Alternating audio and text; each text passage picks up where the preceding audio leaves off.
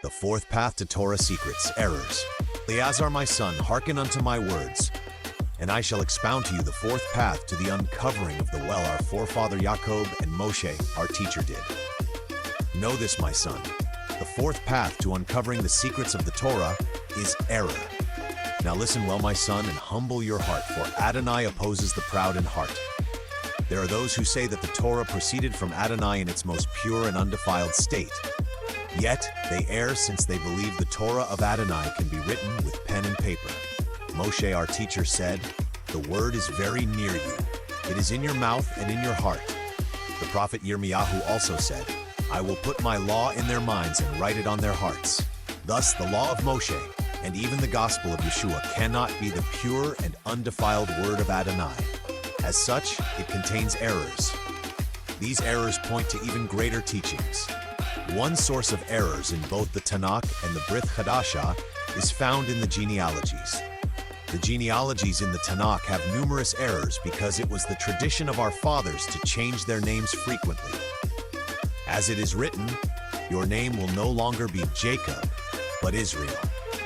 This is certainly true of the high priest when he assumed his office at the time of the temple. The high priest would immerse in the mikvah. He would put on the sacred garments. He would write his old name on a black stone, and he would write his new name on a white stone. The white stone was kept near his heart, and the black stone was tossed into the sea. From that time on, anyone who spoke the previous name of the high priest was executed, for it was prohibited to speak his name. When the high priest died, his son would reveal his name. Therefore, the genealogy of the high priest has error because of the sacred tradition.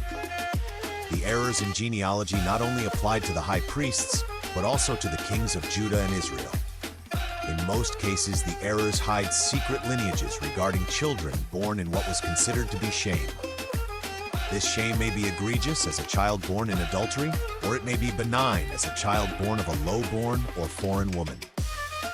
Furthermore, it was not the tradition of a succeeding king to falsify his lineage to the ruling dynasty, or to falsify the lineage of the previous. These things were done to legitimize his reign. Thus, by discovering the errors in the royal genealogies, we can be assured that there are, in fact, secret royal lineages that are not acknowledged for whatever reason there may be.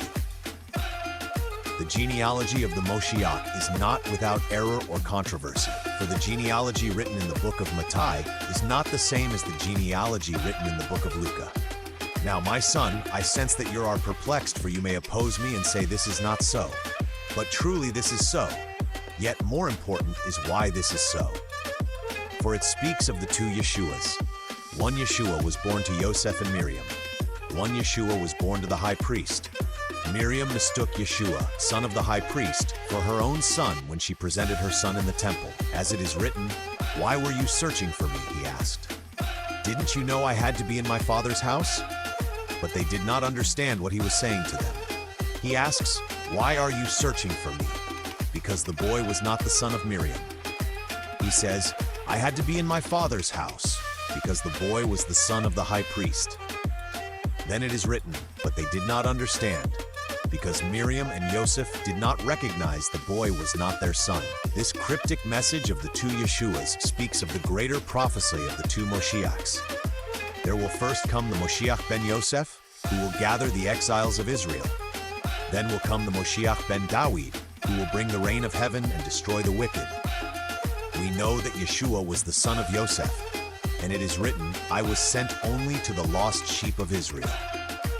Here, the lost sheep of Israel means the exiles of Israel. Thus, the genealogy of Yeshua is in error, because it speaks of the coming of the two Moshiachs.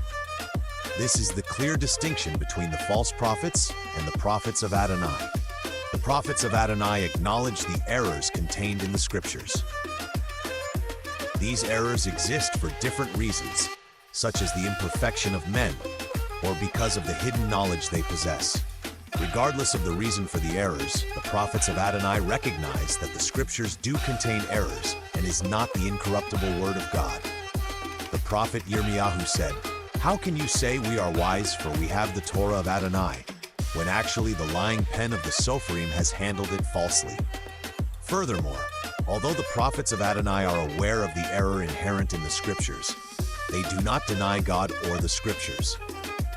Instead, the prophets of Adonai search out the source and the reason for the errors and keep their faith in Adonai unshaken. Now then, my son, go your way, for I leave you with the hidden knowledge that your wisdom may grow. Hide it well and do not neglect what I have taught you. If you are worthy, I shall return to teach you more.